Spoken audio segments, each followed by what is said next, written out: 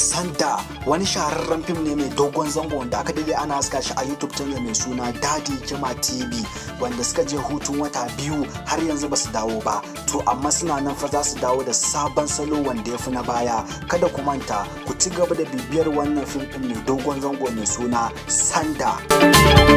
Fim din Sanda da ya samu karbuwa sosai, ya samu dubbannan mabiya masu kallon shi sakamakon yadda ake daukan shirin fim din, yadda jarumin fim din yake acting din shi. Fim din da yana matukar burge matasa masu tasowa.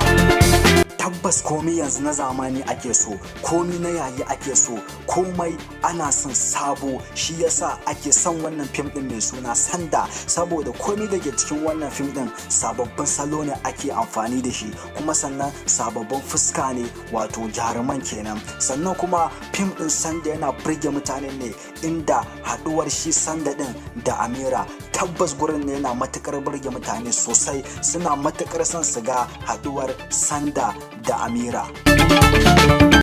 Don haka za a ci gaba da haska wannan fim din mai dogon zango mai suna Sanda. Kwanan nan za a dawo insha Allahu. Na san mutane suna ta jira sannan kuma suna ta tambaya, to kada ku damu, kwanan nan za a dawo haska wannan fim din mai suna Sanda a YouTube channel din mai suna Dadi Kima TV kadai. Kada ku bari a baku labari, ku ci gaba da bibiyar wannan shiri mai dogon zango mai suna Sanda domin nishadin ku. Sannan kuma kada ku manta ku danna mana subscribe a wannan YouTube channel din mai suna Kannywood Family. Ku danna subscribe, ku danna alaman kararrawa ta yarda da mun saki sabon labari za ku samu cikin sauki. Mun gode.